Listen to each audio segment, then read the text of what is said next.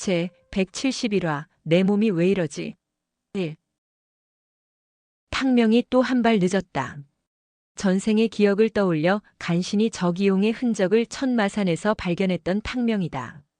그러나 간발의 차이로 저기용을 놓쳤다. 그런데 다시 북경에서 저기용의 흔적을 발견한 것이다. 저기홍과 독청은 어디로 사라진 것일까? 2시즌 전이었다. 이놈의 햇빛! 깜깜한 어둠을 몰아내는 여명이었다. 하지만 그 작은 빛에도 저기홍의 얼굴은 고통으로 일그러졌다. 우선 숨을 곳을 찾아야 한다. 독청이 수타진경을 익혔고 그 수준도 상당한 것을 확인한 저기용은 박쥐병을 고칠 수 있다는 희망의 빛을 보았다. 그러나 점점 날이 밝아오자 저기용을 절망시키는 또 다른 빛이 떠오르기 시작했다. 바로 햇빛이었다. 저기용은 마음이 급해졌다.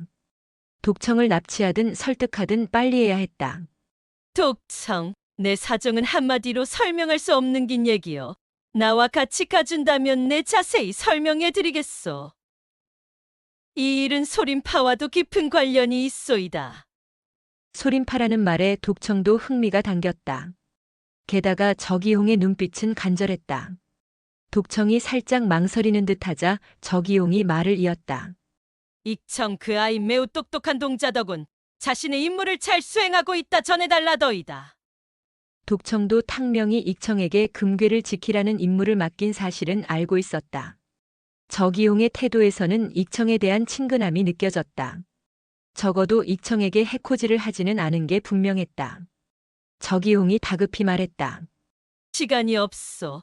난 동굴을 찾아 피신해야 하오. 날 따라오겠소? 윽! 저기용이 고통스러워하자 독청도 마음을 빨리 정해야 했다. 결국 독청이 고개를 끄덕였다. 익청이 잘 있다니 안심이오. 좋소이다. 앞장서시오. 독청의 말이 끝나기 무섭게 저기용이 멀리 보이는 산을 향해 달리기 시작했다. 천마신법. 필사적으로 햇빛을 피하려는 저기용의 신법은 번개처럼 빨랐다. 멀찍이 앞장서는 저기홍의 뒤를 독청이 열심히 따랐다. 화엽비술. 장법 대결에선 살짝 밀렸던 독청이다. 신법 대결만큼은 질 수 없다. 내력을 끌어올린 독청이 화엽비술을 펼치며 저기용의 뒤를 바짝 따랐다. 저기용은 비수와 같은 햇살을 피하고자 혼신의 힘을 다했다. 그런데 너무 빨리 달려서일까? 헉헉. 동굴에 들어서서야 땀을 훔친 저기용의 숨소리는 거칠었다. 휴. 어둠 속으로 몸을 숨기자 그제야 안도의 한숨이 나왔다. 다행히 날씨가 흐렸다. 구름 없는 맑은 날이었으면 동굴까지 도착하지도 못했을 것이다.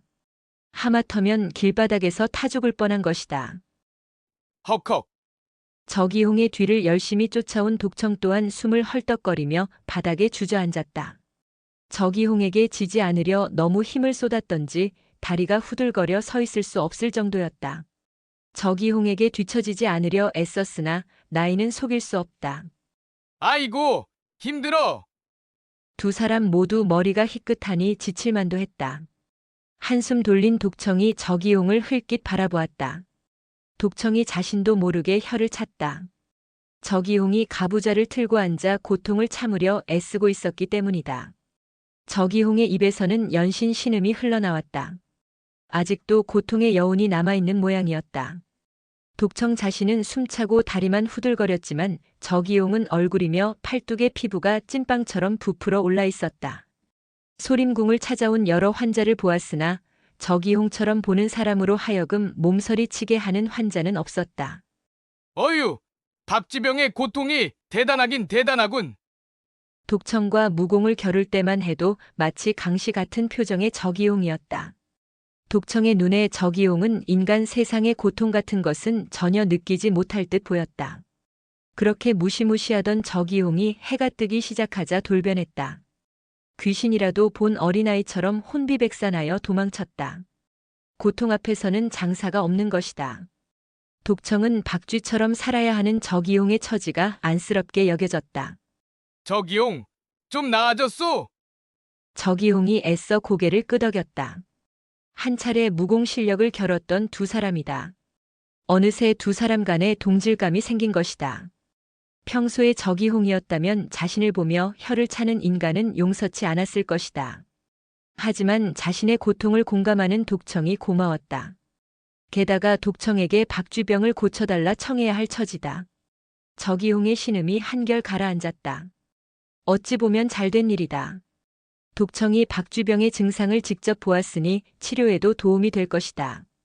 이제 저기홍은 환자이고 독청은 의사가 된 것이다. 공감대가 형성되었으니 자신의 얘기를 꺼내기에도 분위기가 무르익었다. 저기홍의 표정이 한결 편안해져 보이자 성질 급한 독청이 먼저 물었다. 내가 들어야 할 그대의 사정이 무엇이오? 어디 얘기해 보시오. 독청의 말투가 한결 진지해졌다. 긴 얘기를 들을 준비가 되었다는 신호를 보낸 것이다. 후유.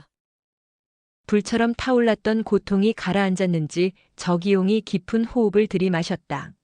어디서부터 얘기를 해야 하나? 중얼거리며 잠시 생각을 정리한 저기용이 천천히 입을 뗐다.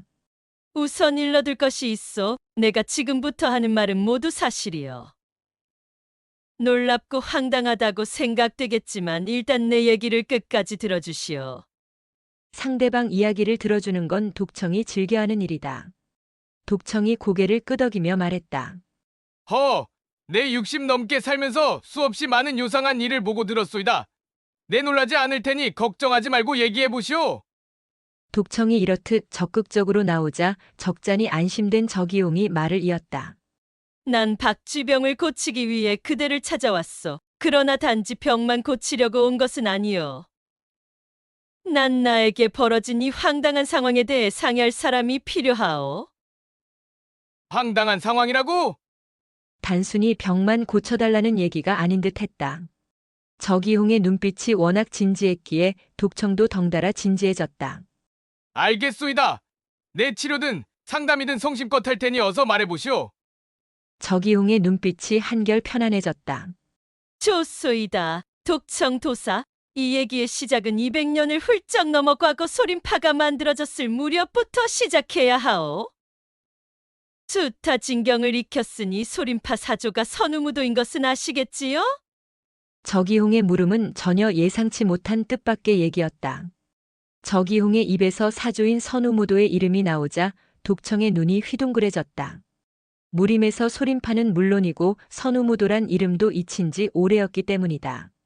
현 무림에서 독청과 탕명 말고 선우무도의 이름을 아는 사람은 없다고 봐도 된다.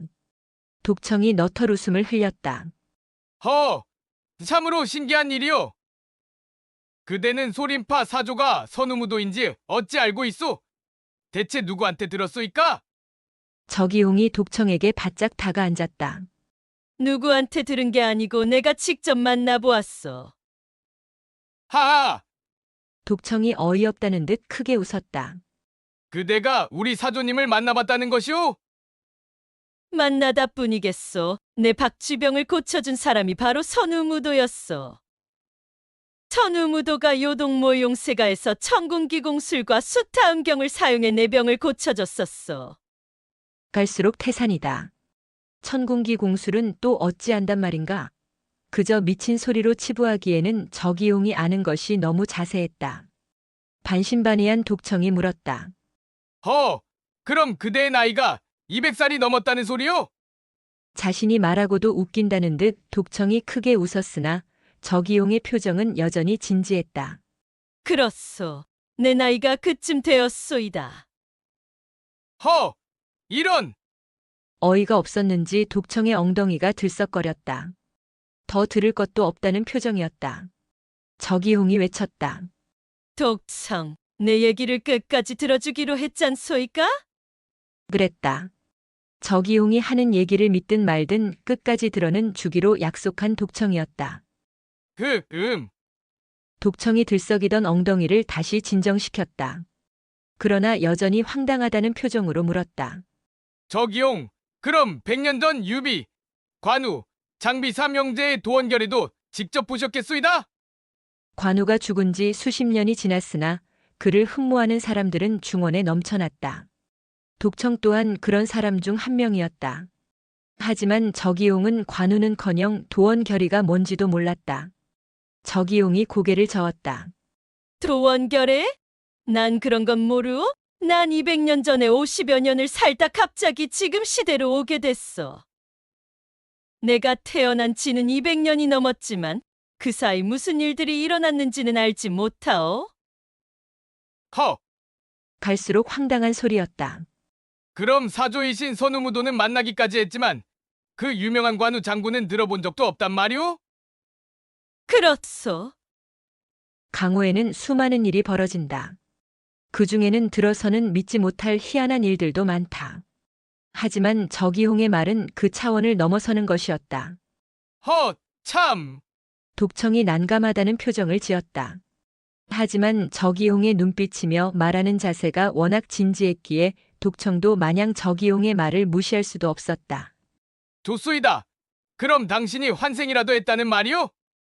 설마 하는 생각의 한 말이었다. 그런데 저기홍이 고개를 끄덕이는 게 아닌가. 그렇소. 난 200년의 시간을 뛰어넘어 환생했소. 환생한 지는 채 한 달이 안 되었소이다. 이런! 환생이라니.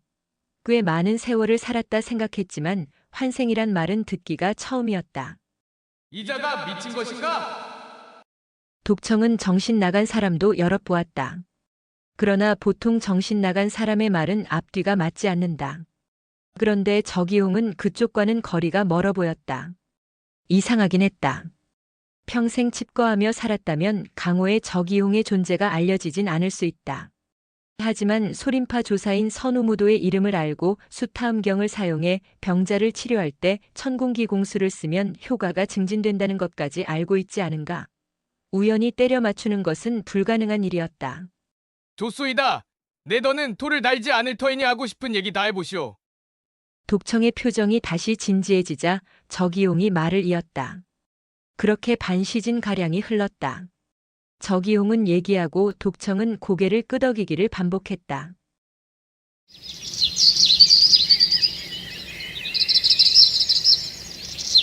저기용의 얘기는 끝났다. 하지만 독청은 한참이나 말이 없었다. 이윽고 머릿속을 정리한 독청이 묻기 시작했다. 그럼 그대의 스승인 마공과 그대의 박쥐병을 사두께서 고쳐주셨단 말이오? 환생해보니 박쥐병이 도졌고 그래서 병을 고치려 나를 찾아온 것이고?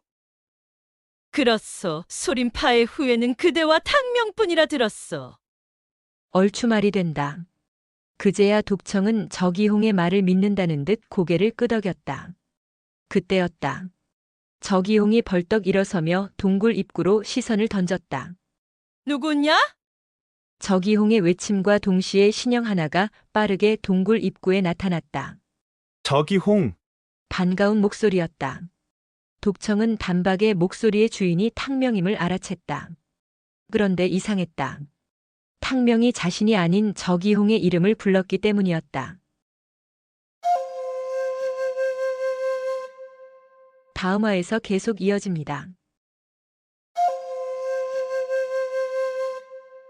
제 172화 내 몸이 왜 이러지? 탕명이 전생의 끈을 다시 잡았다. 꿈에서 보았던 저기홍을 실제로 만난 것이다. 탕명은 저기홍을 만난 것이 너무 반가웠다. 당장 끌어안고 싶었으나 강시처럼 변한 저기홍의 얼굴이 흉측해 그럴 엄두는 나지 않았다. 저기홍, 박쥐병이 도진 것입니까? 헉! 저기용은 자신도 모르게 헛바람을 집어삼켰다. 낯선 청년이 자신의 이름을 아는 것이 이상했다. 그런데 이름을 아는 것도 모자라 자신이 박쥐병을 앓고 있음도 단박에 알아보았다. 게다가 자신을 바라보는 눈빛에 친근함이 넘쳐 흐르지 않는가. 저기용이 무서운 표정을 지으며 물었다. 내가 누군지 아느냐? 탕명이 환하게 웃었다. 당연하죠. 반가워요. 저기홍, 어라! 탕명과 저기홍의 만남을 지켜보던 독청은 이 상황이 이해가 안 되었다. 오랜만에 만난 탕명이 반갑긴 했지만 저기홍에게 친근하게 구는 탕명의 모습이 이상했기 때문이다. 독청이 고개를 갸웃하며 물었다. 탕 동생, 저기용을 어찌 알지? 반가움보다 의아함이 앞섰다.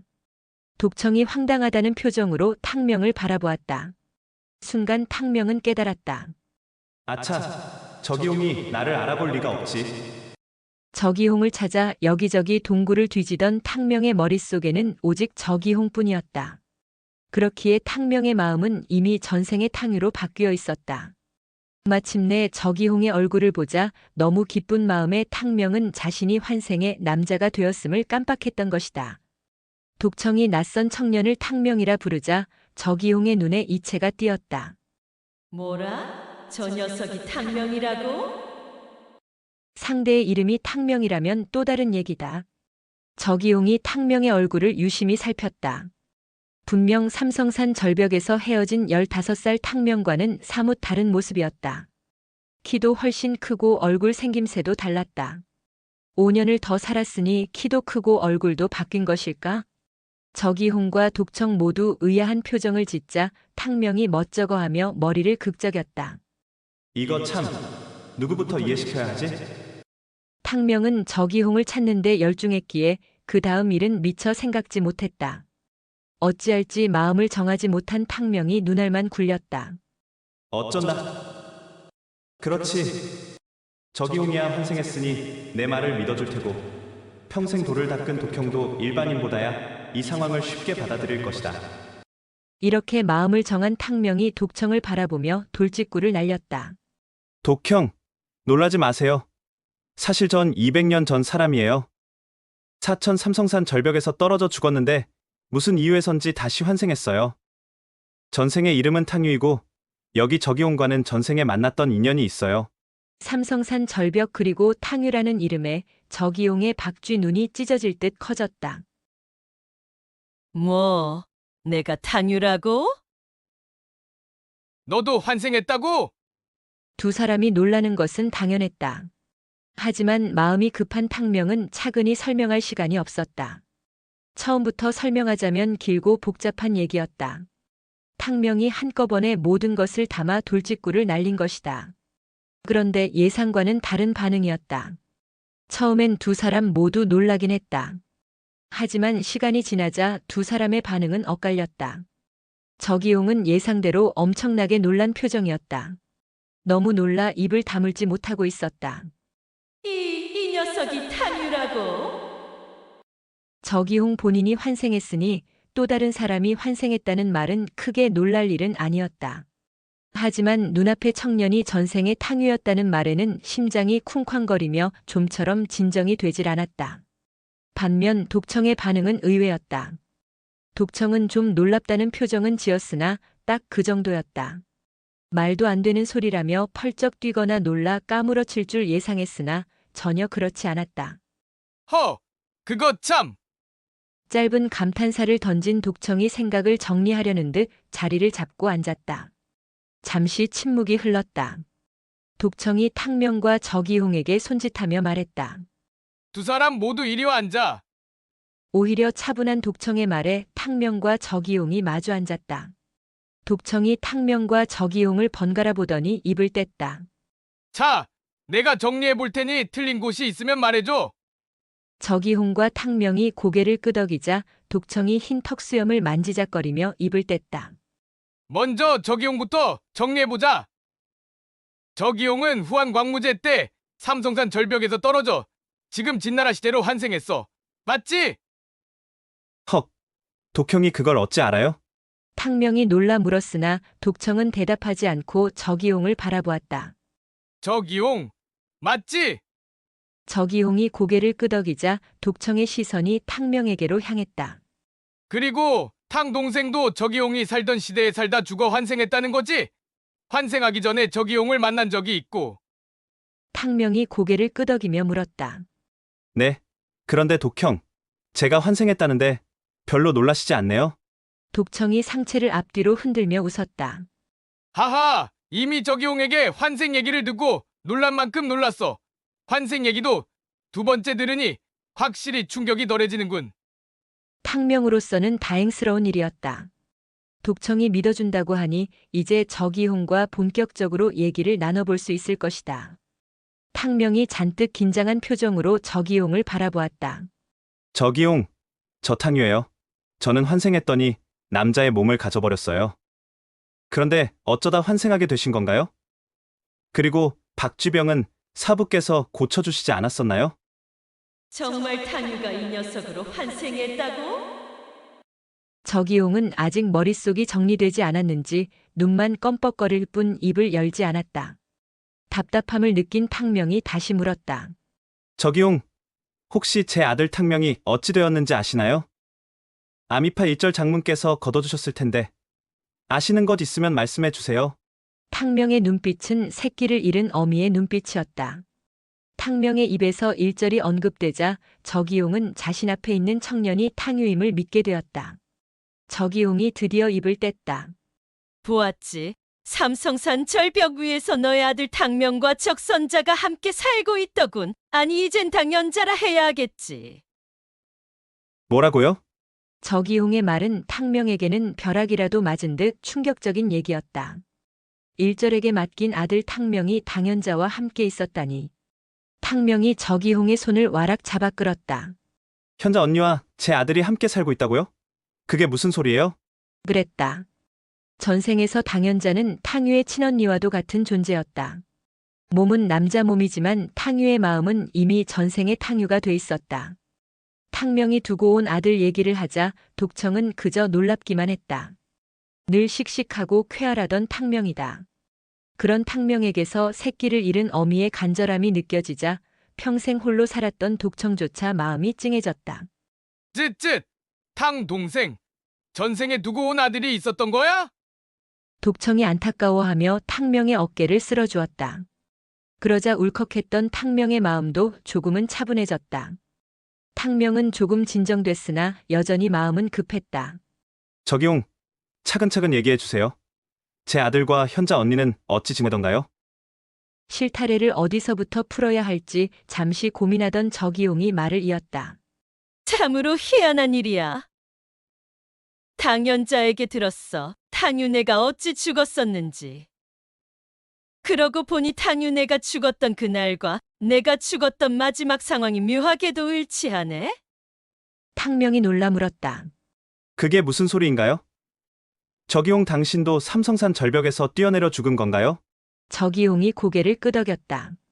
그뿐만 아니지. 나도 수십 명의 정파놈들과 절벽 위에서 싸우다 죽게 되었어. 뭐라고요? 왜 정파놈들과 싸웠나요? 그럼 제 아들과 현자 언니도 당신과 함께 있었나요? 그래? 난 당연자가 삼성산에 있다는 소식을 듣고 옛 추억을 나누려 삼성산에 올랐었지. 당연자를 만나보니 너의 아들도 함께 있더군. 당연자의 말로는 12살이 된 탕명을 일절에게서 데려와 함께 지낸 지 3년이 되었다고 했어. 전생에 두고 온 아들이 15살이 됐다는 얘기에 탕명은 적잖이 마음이 놓였다. 일절 장문께서 제 부탁을 들어주셨군요. 잠시 생각을 정리한 저기용이 자신이 죽던 그날 밤의 일을 찬찬히 털어놓기 시작했다. 저기용의 얘기는 이랬다. 삼성산에 만월이 뜨고 비가 무척 내리던 밤이었단다.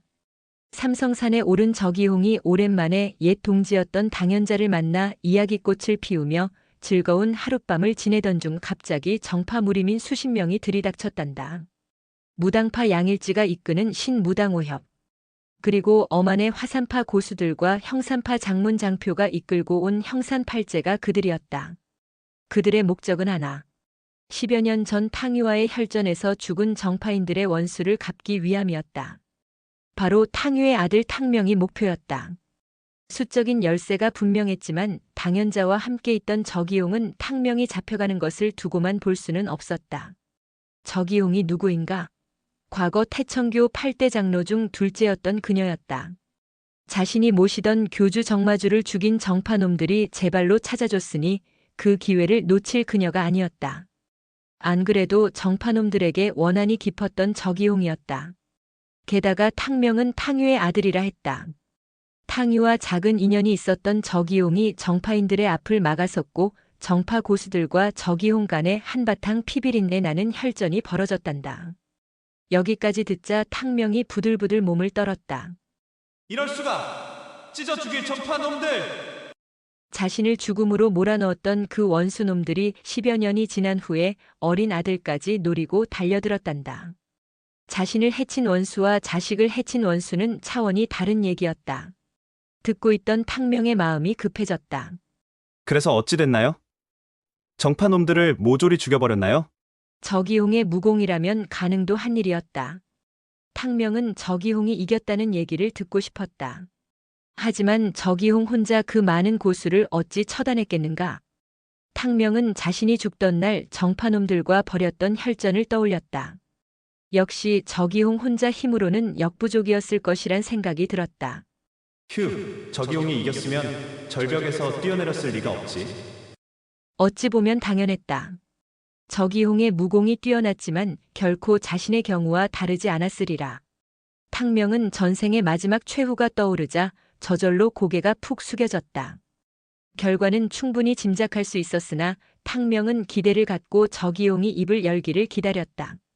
그날의 기억을 떠올리자 저기홍의 박쥐눈도 분노로 이글거렸다. 그놈만 아니었어도 어찌 비등비등하게 끝날 수 있었지. 하지만 잠시 방심한 게 치명적이었어. 숨어있던 개방 양오룡의 암습을 받은 나는 결국 돌이킬 수 없는 상처를 입고 말았지. 이런! 결국 개방이 문제였다. 왕사룡의 암습을 받아 치명상을 입었던 탕유였다. 저기홍마저 개방 장로의 암습에 당했다는 얘기에 탕명은 분노가 치솟았다. 이 죽일 놈들! 탕명의 몸이 솟구치는 분노로 바들바들 떨렸다. 다음 화에서 계속 이어집니다. 제 173화 내 몸이 왜 이러지? 3. 200년의 시공간을 넘어 다시 만난 탕명과 저기용의 얘기는 끝없이 이어졌다. 두 사람의 전생의 삶과 환생한 사연은 독청으로서는 참으로 신기한 일이었다. 그거 참! 어찌 그럴 수가! 독청은 두 사람의 얘기에 푹 빠져들었고 연신 작은 탄성을 내뱉었다. 그렇게 세 사람은 전생과 현생을 오가며 한참 동안 이야기꽃을 피워냈다. 휴. 깊은 한숨을 마지막으로 저기홍의 긴 얘기가 끝이 났다. 그녀가 환생하게 된 사정을 들은 탕명은 한편으로는 기뻤고 다른 한편으로는 분노가 치밀었다. 아들이 무사히 15살이 되었단다. 일절과 당연자의 보살핌이 있었다니 큰 곤욕을 치르며 크진 않았을 것이다. 그것은 참으로 다행스러운 일이었다. 하지만 정파놈들이 아들을 노리고 다시 삼성산을 찾아왔다니 참으로 어처구니 없고 눈이 뒤집힐 일이었다. 악독한 놈들! 탕명은 당장이라도 되돌아가 아들을 핍박한 놈들을 찢어 죽이고 싶었다. 하지만 무슨 방법으로 돌아갈 수 있겠는가? 제길! 마음은 조급했으나 서둔다고 할 수 있는 일이 아니었다. 일단 저기홍의 박쥐병을 고쳐놓는 것이 우선이었다. 마음을 다잡은 탕명이 고개를 쳐들었다. 좋아요. 저와 독형이 박쥐병을 고쳐보겠어요. 사부님만은 못하겠지만 독형과 힘을 합친다면 가능할 거예요. 그랬다. 아무리 탕명이지만 사부인 선우무도의 수타음경만큼 순정의 내공을 가지진 못했다. 그렇지만 독청이 돕는다면 가능할 듯했다. 탕명의 말은 저기홍에게 큰 위안이 되었다. 고마워. 내 소림파에 2번이나 신세를 지게 되었네. 탕명이 손을 내저었다. 신세라니요. 제 아들을 구하려다 이렇게 되신 거잖아요. 제 목숨을 구해준 거나 마찬가지입니다. 아니, 그보다 100배는 더 고맙습니다. 마음속에서는 천불이 났지만 당장 해야 할 일이 정해지자 탕명은 마음을 가다듬었다. 박쥐병을 치료하기 위해선 수타음경의 진기가 정갈하게 유지되어야 했기 때문이다. 저기용이 가부좌를 틀고 앉자 탕명과 독청이 그녀의 양옆에 앉았다. 자리를 잡은 탕명이 이제 의원으로서 환자인 저기용에게 당부했다. 저기용, 몸에 힘을 빼고 결코 저의 내력에 저항하면 안 됩니다. 저에게 모든 것을 맡겨야 합니다. 저기용은 이미 박쥐병을 치료받은 경험이 있었다. 자신이 어찌해야 치료하는 데 도움이 되는지는 잘 알고 있는 저기용이었다. 알겠어. 난 죽었다 생각하고 있을게.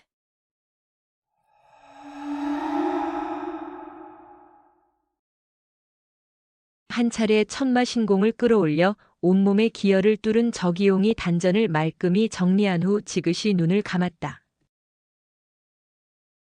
이제 자신의 목숨을 온전히 탕명에게 맡긴 것이다. 소림파 제자 탕명이 사파의 마두라 할 수 있는 저기용을 치료하기 시작했다. 탕유는 선우무도의 제자였으나 특이하게도 정파와 사파의 구별에는 둔감하였다. 탕유는 타고난 기질로 인해 정인군자인 척하는 정파인들과 틀어졌고 결국 서로 죽고 죽이는 원수지간이 되었다. 탕유는 사부의 원수 모용각을 쫓던 중 저기홍과 동행한 일이 있었다. 탕유는 마공과 저기홍을 적으로 대하지 않았다. 비록 짧은 인연이었지만 탕유와 저기홍은 서로 공통점이 있음을 느낄 수 있었다. 참으로 세상 일은 한 치 앞도 예상할 수가 없구나. 내가 환생한 저기용을 치료하게 되다니. 어쩌면 이것이 운명일까? 탕명으로 환생한 탕유가 자신의 아들을 돕다 죽었고 같은 시대로 환생한 저기홍을 치료하게 된 것이었다. 저기홍 또한 5만 가지 생각이 들기는 마찬가지였다.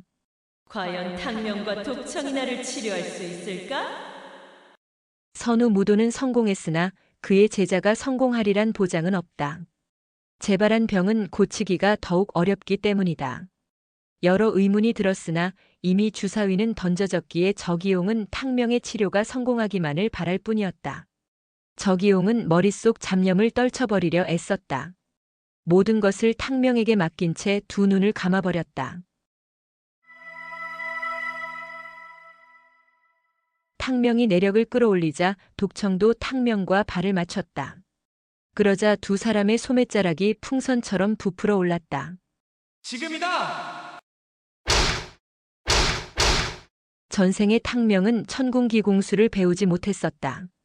하지만 요동 무려산에서 선우무도가 남긴 천궁기공수를 찾았고 200년간 묻혀있던 천궁기공수를 완벽히 부활시켰다. 탕명은 무동지를 사용해 저기용의 요혈을 점멸한 후 천궁기공수를 사용해 수타음경에 정순한 내력을 주입하기 시작했다. 탕명과 독청의 내력이 합쳐지자 그 힘은 참으로 대단했다. 결코 사조인 선우무도의 내력에 뒤지지 않았다. 수타음경의 내력이 서서히 저기홍의 단전으로 밀려 들어갔다. 그러자 음기로 똘똘 뭉친 천마신공의 내공과 충돌하기 시작했다. 저기홍에게 박쥐병의 고통 못지않은 격렬한 통증이 밀려왔다. 천하여 장군 저기홍이었다. 하지만 결국 그녀도 사람이었다. 얕은 신음이 연속적으로 저기홍의 입에서 흘러나오기 시작했다. 이러다 저기용이 잘못되는 거 아니야? 저기홍의 얼굴이 일그러지자 탕명은 적잖이 놀랐다. 자신들의 치료가 성공할지 확신이 서지 않았기 때문이다. 꼭 성공해야 한다. 그래야 저기홍의 도움을 받을 수 있고 전생으로 돌아갈 방법을 찾을 수 있을 것이다. 전생으로 돌아가면 그리운 아들을 만날 수 있다. 그뿐만이 아니다. 아들을 정파놈들에게서 보호할 수 있는 길은 오직 전생으로 돌아가는 길뿐이었다. 다행스러운 것은 독청이 자신을 돕고 있다는 것이었다. 두 사람이 한 사람을 치료하기에 성공 확률은 그만큼 높을 것이다. 탕명과 독청에게서 푸른 광채가 일기 시작했다. 그 푸른 기운은 저기홍의 붉은 기운을 서서히 압도하기 시작했다. 수타진경의 무공 성취도는 수련하는 자의 깨달음의 정도가 결정한다. 그렇기에 수련해야 하는 시간이 길었고 깨달음이 받쳐주지 않으면 큰 진전을 볼 수가 없는 무공이다. 그에 반해 천마신공은 세상 어떤 무공보다 고강하면서도 속성으로 익힐 수 있는 무공이다. 그래서 박쥐병이라는 심각한 약점 또한 가지고 있는 무공이기도 했다.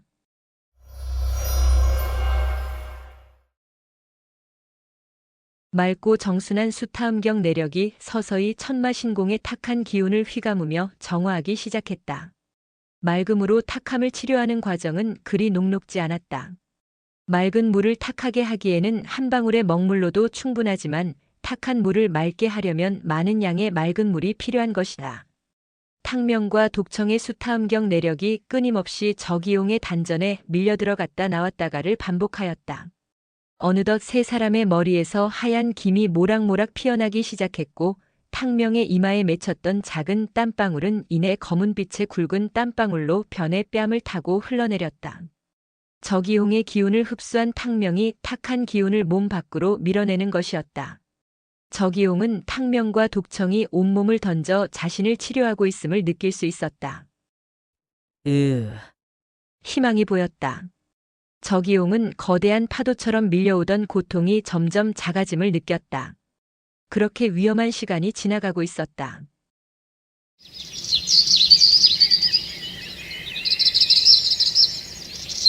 탕명이 동굴에 들어선 것은 한낮이었다. 치료가 시작되자 해는 넘어갔고 어둠이 찾아왔다.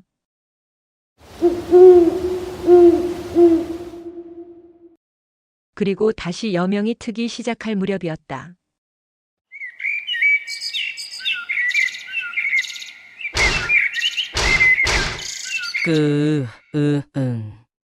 휴. 지친 표정의 탕명이 저기용의 혀를 풀었다. 하룻낮 하룻밤을 거친 긴 치료가 마침내 끝난 것이었다. 세 사람 모두 기진맥진한 상태였다. 한동안 눈을 감고 숨을 고르며 움직이지 못했다. 먼저 눈을 뜬 것은 저기용이었다. 저기용의 눈에 희망이 비쳤다. 몸이 한결 개운해졌다고 느껴졌다. 휴, 탕명, 괜찮아? 독청, 괜찮소이까? 저기용은 진심으로 두 사람이 걱정되었다. 탕명이 천천히 호흡을 정리하였다. 휴. 이제 괜찮습니다. 뒤이어 독청도 눈을 떴다. 아이고, 죽다 살아났네. 다행이었다. 적어도 세 사람 모두 내상을 입지는 않았다. 탕명이 물었다. 저기용, 어떠세요? 닭쥐병이 나은 것 같은가요? 이미 선우 무도에게 치료를 받아봤던 저기용이었다. 치료가 성공했는지는 누구보다 그녀 스스로가 잘 알 것이었다. 진기를 한 바퀴 돌려본 저기용이 살짝 고개를 갸웃했다. 글쎄, 답답하던 가슴이 한결 개운해지긴 했는데 전생에 선우 장군이 치료했을 때와는 또 다른 느낌이야. 그럴 수도 있다. 동일한 병을 치료했으나 치료한 사람이 다르니 결과도 다를 수 있다. 탕명이 고개를 끄덕이며 말했다. 치료가 잘 됐는지 어서 확인해봐요. 마침 해가 뜨기 시작했어요. 치료 결과를 확인하기는 쉽다. 동굴을 벗어나 해를 마주보면 단박의 결과를 알 수 있다. 하지만 저기용은 주저했다. 불과 어제 아침에 죽음보다 무서운 박쥐병의 고통을 겪었지 않았던가. 저기용이 주저하는 빛을 띄우자 독청이 차분히 말했다. 자자, 급할 것 없어. 내 보기에 오늘도 날은 흐릴 것 같아. 상황을 지켜보고 조심조심 확인해보자고. 저기용의 피부가 부풀어 오르고 살같이 타들어가는 것을 직접 보았던 독청이다. 독청은 그녀가 주저하는 것도 당연하다 생각했다. 그래요? 급할 것 없어요. 최선을 다해 치료했으니 할 일은 끝냈다. 급한 일은 끝냈다는 생각이 든 탕명이 이제 자신의 궁금증을 풀려 했다. 탕명은 양일지를 뒤쫓다 개방 친위대와 형산팔제와 싸웠던 일, 그리고 어렵게 수레를 탈취했으나 양일지의 정신 상태가 온전치 못해 궁금증을 풀지 못했던 일이며 개복지와 한 배를 타게 된 일까지 찬찬히 설명하고는 물었다. 저기용, 그런데 양일지는 왜 미쳤을까요? 탕명의 말을 듣고 보니 저기홍도 그것이 이상했다. 환생하고 정신이 없어 양일지를 버려뒀었던 저기홍이었다. 그런데 탕명에게 들으니 양일지가 미치광이가 되었단다.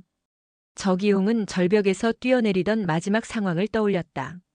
나는 개방 장로의 암습을 받아 치명상을 입었었지. 도저히 희망이 없다고 생각한 나는 치욕을 당할 바엔 차라리 절벽으로 몸을 던져 죽기로 결심했어.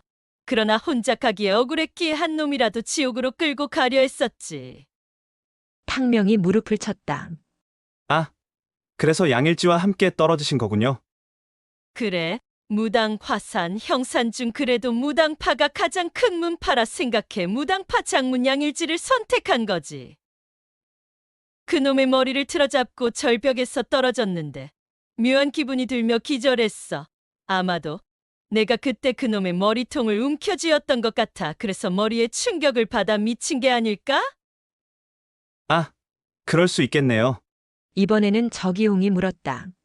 그럼 그 개복질한 자가 양일지를 왕사룡에게 데려갔다는 거지?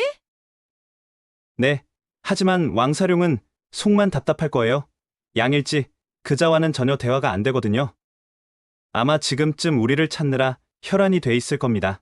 다시 들어도 신기한 일이었다. 왕사룡 그자도 환생했다니. 자신을 죽음으로 몰아넣은 자는 개방 장로 양호룡이었다. 그런데 탕명도 왕사룡의 암습을 당해 절벽으로 몸을 던졌다지 않는가. 탕명과 저기홍 두 사람의 철천지원수가 바로 개방이었다. 그리고 왕사룡이 지금 자신들을 찾고 있단다. 저기홍이 주먹을 불끈 쥐었다. 탕명, 우리 왕사룡을 찾아가 그자부터 죽여버리자. 다음 화에서 계속 이어집니다. 제 174화 내 몸이 왜 이러지? 4. 저기용이 동굴 입구에서 잔뜩 긴장한 표정을 짓고 있다. 이제 박주병이 고쳐졌는지 확인할 시간이 온 것이다. 먼저 동굴에서 나온 탕명이 하늘을 올려다보았다. 독청의 말대로 날씨는 흐렸다. 저기용, 구름이 엄청 끼어 있어요. 치료되었는지 확인하기 딱 좋은 날씨입니다. 탕명이 재촉했으나 잔뜩 긴장한 저기용은 주저했다. 아, 알았어. 나가볼게. 말은 나가보겠다고 했지만 저기용은 쉽사리 발을 떼지 못했다. 주저하는 저기홍을 지켜보는 독청 또한 긴장되기는 마찬가지였다. 독청이 손바닥을 비비며 입맛을 다셨다. 괜히 나까지 긴장되네. 저기용, 걱정되면 천마신법을 펼쳐나갔다가 얼른 되돌아오시오. 잠깐 사이에 큰일이야 생겠소. 괜찮은 방법이었다. 빛의 속도로 나갔다 되돌아오면 설령 박주병이 낫지 않았다고 해도 큰 피해는 입지 않을 것이다. 알겠어. 독청의 제안에 다소 마음이 놓인 저기용이 천천히 동굴 입구로 걸어갔다. 심호흡을 크게 한 저기용이 번개처럼 몸을 날렸다. 탕명 옆에 내려선 저기홍이 한껏 당겨진 고무줄처럼 햇빛에 얼굴을 잠시 내비치곤 후다닥 다시 동굴로 쌩하고 사라졌다. 동굴로 돌아온 저기홍이 눈을 질끈 감고 온몸의 감각에 집중했다. 그런데 고통이 없다. 박주병이 나은 것일까? 그때였다. 이런 실패군. 독청의 탄식이 들려왔다. 저기홍이 놀라 눈을 크게 떴다. 독청 실패라니 그게 무슨 소리요? 내 박쥐병은 나았소이다. 저기용은 기쁜 표정을 지었으나 독청은 이상하다는 듯 물었다. 아프지 않소이까? 손이며 얼굴이 부풀어 올랐는데. 독청의 말에 자신의 손등을 내려다본 저기용은 화들짝 놀랐다. 이럴 수가. 희한한 일이었다. 분명 햇빛에 노출이 됐지만 아무런 통증도 느낄 수 없었다. 당연히 박주병이 고쳐졌다 생각했다. 그러나 저기홍의 손이며 얼굴이 찐빵처럼 부풀어 오르기 시작했다. 박주병의 고통은 없어졌으나 흉측하게 부풀어 오르는 증상은 고쳐지지 않은 것이다. 동굴로 돌아온 탕명도 저기홍의 부풀어 오른 얼굴을 보며 허탈해했다. 이거 참, 뭐가 문제였지? 아프지는 않은 거죠? 탕명과 독청은 적잖이 실망했다. 두 사람이 힘을 합쳤으나 사조인 선우무도의 순정한 내공에는 미치지 못한 것일까? 고통은 없어졌다고 하니 성공했다고도 실패했다고도 할 수 없는 상황이었다. 탕명과 독청은 아쉬워했으나 저기용의 목소리는 밝았다. 망사가 있는 모자를 쓰고 다니면 돼. 난 이 고통이 사라진 것만으로도 만족해. 저기용은 젊은 시절에 붉은 망사 모자를 즐겨 쓰고 다녔다. 붉은색이 검은색으로 바뀌었을 뿐 모자만 쓰고 다닌다면 큰 문제는 없을 것이다. 저기용이 가부좌를 틀고 앉았다. 통증은 없었으나 부풀어 오른 얼굴이 가라앉기를 기다려야 했다. 탕명이 아쉬웠는지 저기홍 옆에 앉으며 물었다. 저기용, 우리 다시 해볼까요? 탕명이 아쉬운 듯 말하자 저기홍이 고개를 저었다. 같은 치료를 다시 한다고 결과가 바뀌지는 않을 거야. 괜히 두 사람 고생만 시키지. 그보다 배고파. 우선 허기부터 해결하자. 고통이 사라지니 허기가 찾아온 것이다. 하긴 탕명도 북경에 도착한 이후 한 끼도 못 먹었다. 밤 얘기를 하니 배가 꼬르륵거리기 시작했다. 내력을 바닥까지 소진한 독청도 배고프기는 마찬가지였다. 독청이 저기홍을 보며 말했다. 저기용, 지금은 얼굴이 찐빵이 되어 내려갈 수 없으니 좀 기다렸다가 해가 지는 대로 하산하는 게 좋겠소. 그럽시다. 고통스러운 시간은 지났다. 이제 소모된 진기를 회복하며 해가 지기를 기다리면 되었다. 탕명과 독청은 치료 방법에 대해 이런저런 의견을 나눠봤으나 자신들이 했던 치료에 별다른 문제점을 발견하지는 못했다. 그렇게 세 사람은 가부좌하고 진기를 고르며 2시즌을 기다렸다. 동굴 앞새 둥지에 어미 새가 돌아오자 새끼들이 밥 달라며 끼룩끼룩 울어댔다. 해가 지기 시작한 것이다. 내려갈까? 저기홍의 얼굴을 살핀 독청이 일어섰다. 찐빵같이 부풀었던 저기홍의 얼굴이 많이 가라앉았기 때문이었다. 해가 졌으니 두려울 것이 없다. 세 사람은 서둘러 산에서 내려왔다.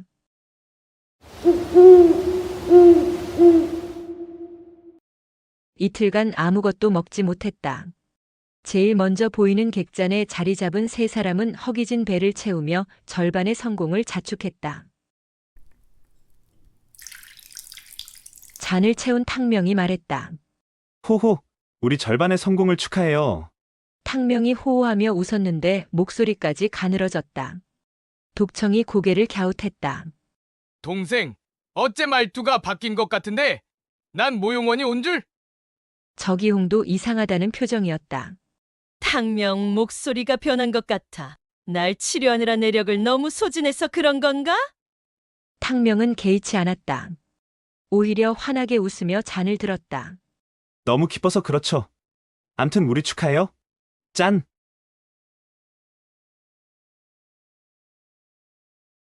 크아, 술맛은 기가 막혔다.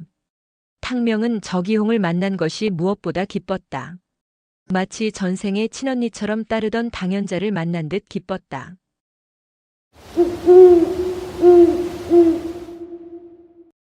술이 얼큰해지자 탕명은 전생에 두고 온 아들 생각이 모락모락 피어났다. 휴, 탕명이 하소연하듯 물었다.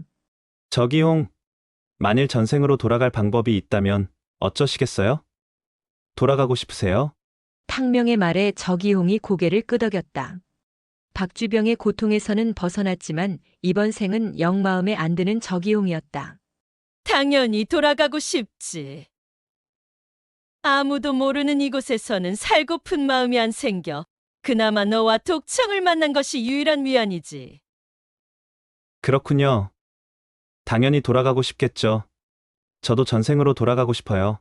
탕명과 저기홍이 침울해지자 독청이 나섰다. 왜 이리 침울해?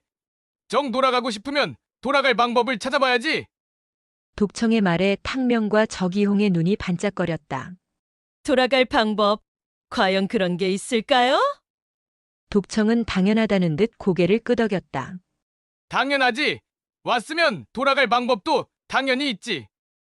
독청은 물론 두 사람을 위로하려 말한 것이지만 듣고 보니 어느 정도 설득력이 있었다. 얕은 신음을 흘린 저기용이 전생의 마지막 날 삼성산 절벽 위에서 치렀던 혈전을 떠올렸다. 그리고 탕명이 겪었던 전생의 마지막 날의 얘기와 비교해 보았다. 탕명, 내가 환생한 그날과 탕명 내가 환생한 그날의 상황이 확실히 비슷해. 분명 공통점이 있어. 탕명도 뭔가 떠오른 듯 고개를 끄덕였다. 그렇죠? 저도 그런 생각을 하던 중이었어요. 우리 두 사람이 겪은 일을 차근차근 돌이켜봐요. 분명 거기에 환생의 비밀이 숨겨져 있을 거예요. 독청이 흰 턱수염을 만지작거렸다. 환생의 비밀이라. 두 사람의 마지막 날 상황이 어땠지? 우연은 두 번 일어나지 않는다. 뭔가 떠올랐는지 저기홍의 눈에 이체가 띄었다. 절벽에서 떨어졌던 그날 밤 혹시 다리만월이었나? 저기홍의 말에 탕명이 잠시 생각에 잠겼다. 그러더니 탁자를 탁 하고 쳤다. 그래요? 분명 만월이었어요. 혹여 제 경우처럼 만월이었나요? 그래, 만월이었어. 달이 하도 둥글게 꽉 차서 한참이나 달을 올려다보았지. 저기홍이 다시 물었다. 그리고 비가 많이 왔었지? 번개도 쳤고? 맞아요. 엄청나게 내렸었죠. 천둥, 번개도 장난이 아니었어요. 저기홍이 무릎을 때렸다. 분명히 천둥과 번개가 쳤다는 거지? 그랬죠. 엄청 심했었어요. 독청이 얼른 상황을 정리하였다. 두 사람 모두 엄청 비가 내리고 천둥과 번개까지 심했던 만월에 죽었고 환생했다는 것이지?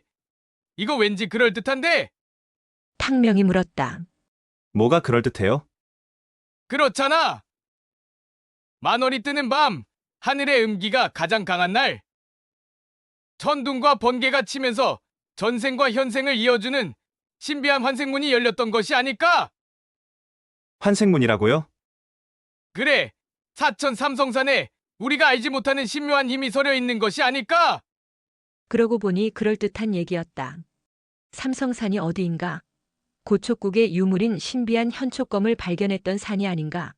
삼성산에 또 다른 비밀이 숨겨 있다고? 현촉검을 얻은 후 여러 신비한 일을 경험했던 탕명이었다. 탕명이 지난 일을 하나씩 돌이켜보았다. 현촉검을 얻은 첫날이었다. 당무적에게 흠씬 두들겨 맞아 온몸이 욱신거렸었는데 현촉검을 지니고 자고 나자 씻은 듯 통증이 사라지고 멍들었던 몸도 말끔해졌다. 어디 그것뿐이던가. 사천당가 비단 상단을 따라 짐꾼 노릇을 할 때였다.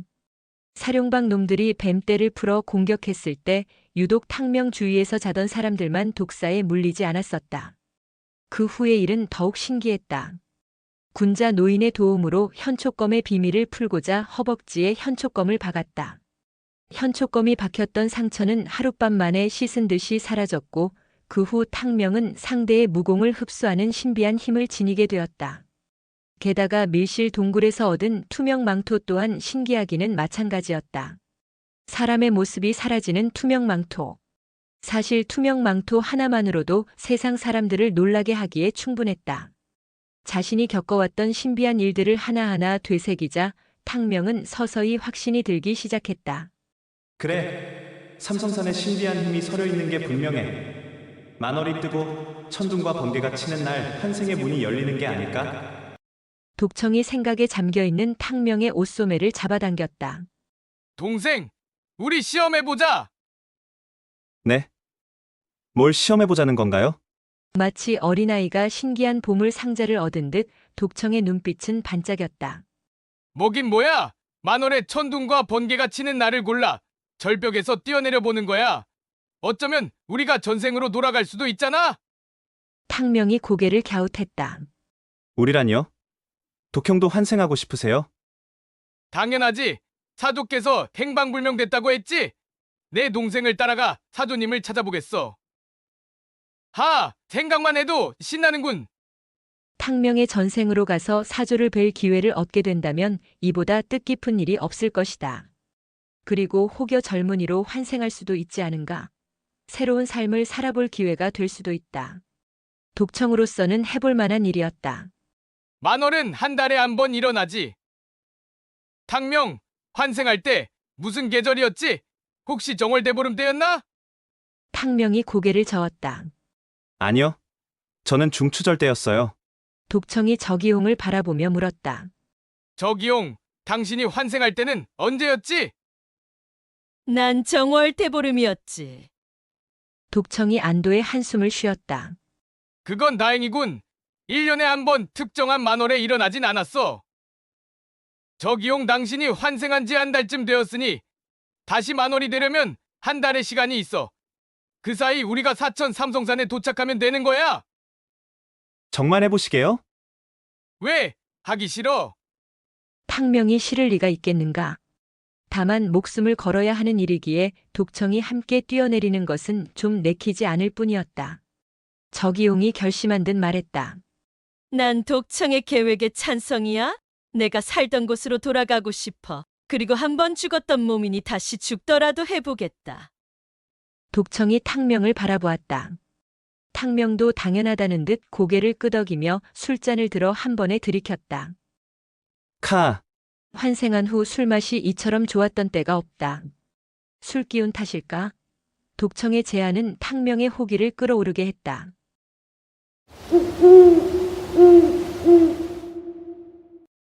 세 사람은 취하도록 마시며 환생 계획을 구체화하였다. 다음 화에서 계속 이어집니다. 제 175화 내 몸이 왜 이러지? 5.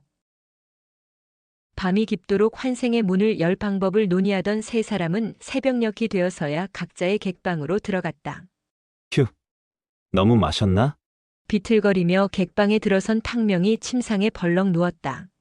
몸은 만취됐으나 마음은 허전했다. 창밖으로 보이는 둥그런 달이 방 안을 스산하게 비추고 있었다. 그러고 보니 오늘도 만월이다. 저기용에게 아들 소식을 들었다. 다행히 15살까지는 잘 컸다 했다. 하지만 정파놈들이 또다시 쳐들어왔단다. 다행히 일절 장문이 나서줬다지만 정파놈들은 절대 포기하지 않을 것이다. 휴. 내가 정말 전생으로 돌아갈 수 있을까? 그저 한숨만 나왔다. 둥근 달을 보고 있으니 더욱 아들 생각이 간절했다. 부디 무사해야 할 텐데. 그렇게 아들 모습을 상상하며 점점 전생의 탕유로 바뀌고 있는 탕명이 깊은 잠속으로 빠져들었다.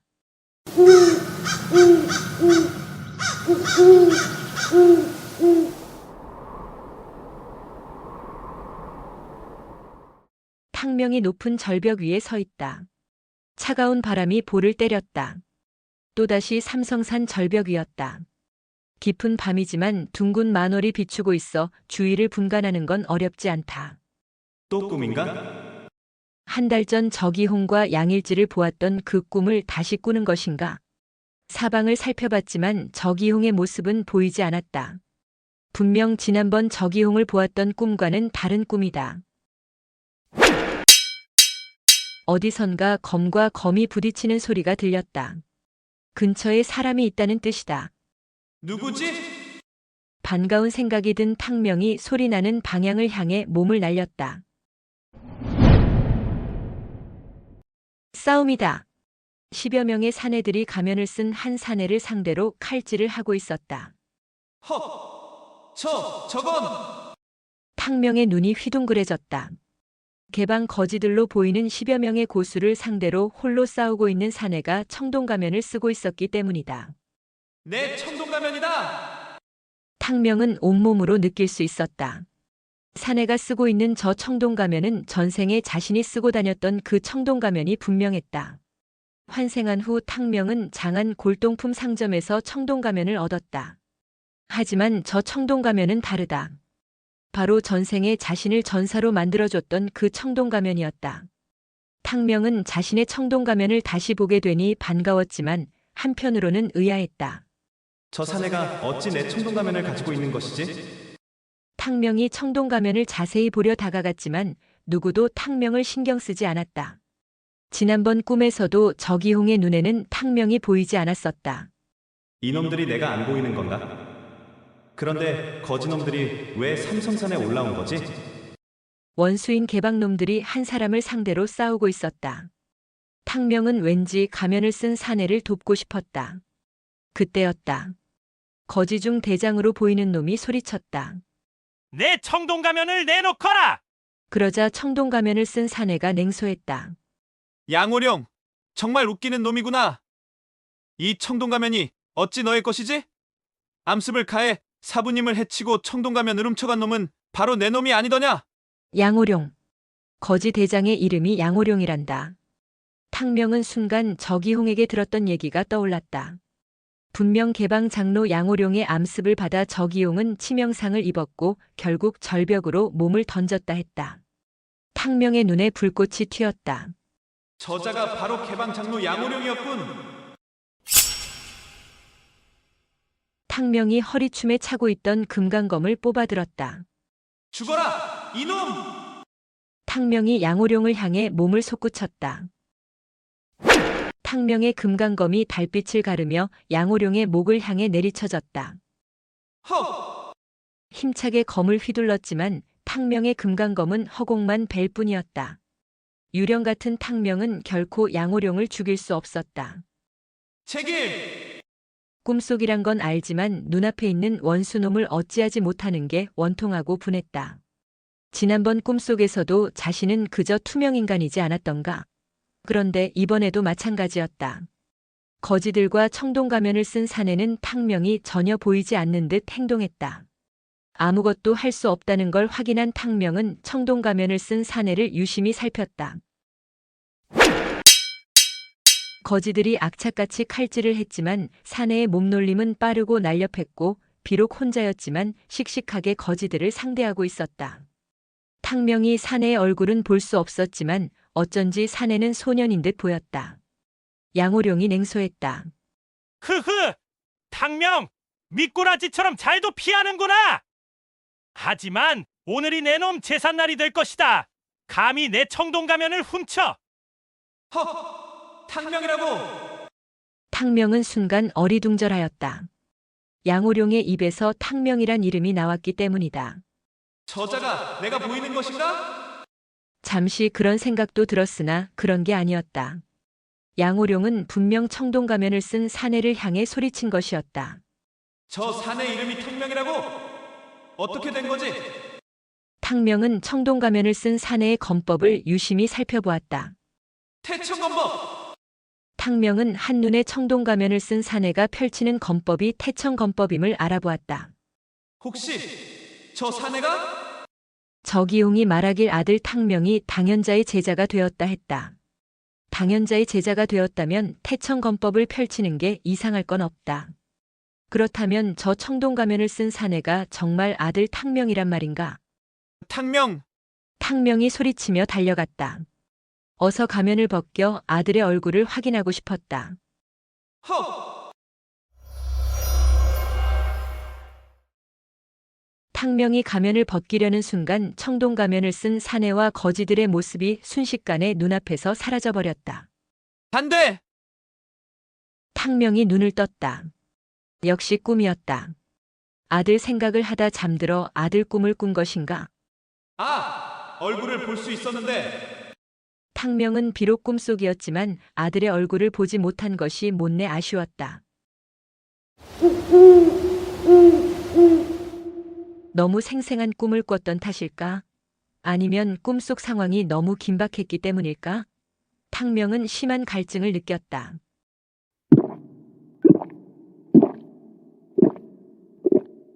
주전자 물을 단번에 들이킨 탕명이 눈살을 찌푸렸다. 머리야. 머리가 깨지는 듯 아팠다. 어제 너무 많이 마시긴 했지. 어지러움을 느낀 탕명이 다시 침상에 누웠다. 그렇게 탕명은 다시 깊은 잠속에 빠져들었다.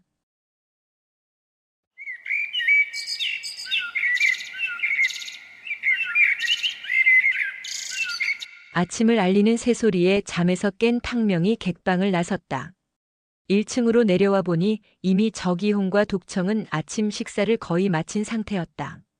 마주 앉아 얘기를 나누고 있는 저기홍과 독청은 꽤나 친해 보였다. 두 사람은 나이도 비슷했다. 무엇보다 환생의 문을 열어보자는 공통 목표가 있기에 더욱 친밀감을 느꼈을 것이다. 독청과 저기홍의 얼굴을 보니 적잖이 위안이 되었다. 탕명이 다가가 인사했다. 두 분, 안녕히 주무셨나요? 벌써 다 드셨네요? 그러자 독청이 고개를 들어 탕명을 보며 물었다. 누구시오? 날 아시오? 독청은 마치 탕명이 처음 보는 사람이라도 된다는 듯한 눈빛이었다. 독형이 또 장난이시군. 틈만 나면 장난을 치는 독청이었다. 탕명은 독청의 장난기가 또 발동했다고 생각했다. 독형, 또 장난이세요? 도대체 나이를 거꾸로 먹으시나? 탕명이 어이없다는 표정을 지었으나 독청이 더 어이없다는 표정으로 되물었다.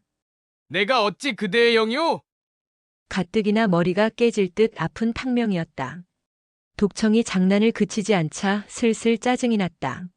독형, 그만하시죠. 머리 아파 죽겠어요. 그런데 좀 이상했다. 독청의 맞은편에 앉아 자신을 바라보는 저기용의 시선은 독청보다 더욱 요상했기 때문이다.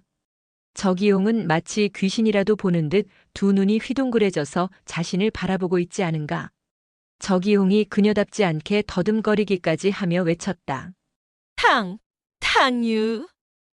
저기용이 자신을 탕유라고 부르자 탕명이 당연하다는 듯 고개를 끄덕였다. 좋아요. 환생의 문을 열어보기로 했으니 오늘부터 저를 탕유라고 부르세요. 제 마음도 이미 탕유가 됐어요.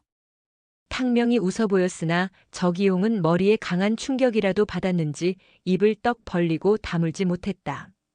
엔간한 일에 놀랄 저기용이 아니다. 게다가 독청처럼 유치한 장난을 칠 그녀도 아니었다. 저기용이 왜 이러지? 탕명은 뭔가 일이 심상치 않음을 직감했다. 저기용, 대체 왜 이러세요? 탕명의 목소리가 높아지자 저기용이 겨우 벌어진 입을 다물며 말했다. 이럴 수가. 탕명, 아니 탕유. 거울 좀 봐봐. 내 얼굴이 하룻밤 사이에 전생의 탕유로 변했어. 네, 그게 무슨 말이에요? 탕명은 저기홍이 하는 말이 도대체 이해가 안 됐다. 탕유로 변했다니 그게 무슨 소리인가? 저기홍이 손가락으로 탕명의 가슴을 가리키며 소리쳤다.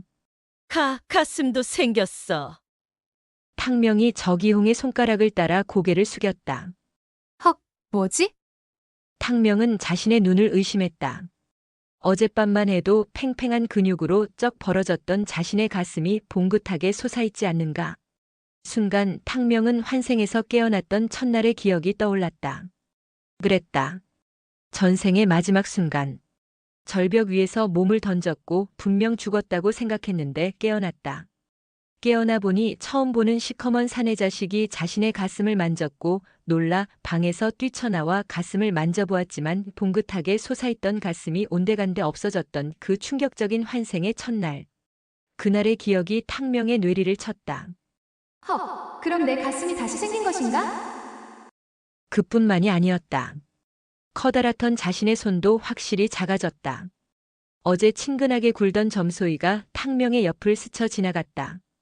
그런데 어제는 분명 자신보다 한참이나 작았던 점소이와 자신의 눈높이가 비슷해졌다. 땅속으로 발목이 잠긴 듯 세상이 한 단계 낮게 보였다. 머리 하나만큼 눈높이가 낮아진 것이다. 이럴 수가. 뭔가 일이 벌어진 건 확실했다. 내가 원래의 모습으로 돌아간 건가? 하룻밤 사이에 남자 탕명이 전생의 여자 탕유로 바뀐 것인가? 탕명이 놀라 금강검을 뽑아들었다. 누구와 싸우기 위한 것이 아니었다. 탕명은 검날에 비친 자신의 얼굴을 들여다보았다. 헉, 확실했다. 검날에 비친 얼굴은 꿈에도 그리던 전생의 탕유, 바로 자신의 얼굴이었다. 어라? 그런데 좀 낯설긴 했다. 검날 속 여인의 눈가에 주름이 있다. 전생에 20살의 나이로 죽었던 탕유였다. 그런데 검날에 비친 여인은 얼핏 보기에도 30대 중반의 나이로 보였다. 그래도 이게 어디인가? 한참이나 검날에 비친 모습을 살피던 탕명이 기뻐 소리쳤다. 야호. 기쁨의 환호였다. 저기홍을 만난 후 전생으로 돌아가기로 굳게 마음먹었다. 하지만 마음은 탕유로 돌아갔지만 몸은 여전히 남자 탕명이었다. 탕명, 아니 탕유는 그것이 마음에 들지 않았다. 그런데 이제 본래의 자신을 되찾은 것이다. 제 몸이 원래대로 돌아왔어요. 독청이 신기한 듯 탕명의 얼굴을 이리저리 살피며 물었다. 정말 당신이 탕 동생이라고? 세상에 어떻게 이럴 수가 있지? 탕유가 된 탕명이 연신 고개를 끄덕였다. 저도 모르겠어요. 어제 아들 꿈을 꿨거든요. 그러고 보니 어제도 만월이었네요. 혹시 신비한 힘이 어제 또 작동한 게 아닐까요? 저기용이 고개를 저었다. 그럴 리가. 여기는 삼성산도 아닌데? 그러고 보니 그랬다. 어제는 비도 안 왔고 천둥과 번개도 없었다. 게다가 이곳 북경과 사천 삼성산은 멀어도 너무 멀었다. 이유는 알 수 없지만 어쨌든 원래의 몸으로 돌아간 것은 마음에 들었다. 아무튼 잘 된 일이에요. 느낌이 좋아요. 삼성산에 가면 분명 환생의 문을 열 수 있을 것 같아요. 하룻밤 사이에 탕명에서 탕유로 돌아왔다. 비록 살짝 중년의 여인이 됐지만 그런 건 상관없는 탕명 아니 탕유였다. 다음 화에서 계속 이어집니다.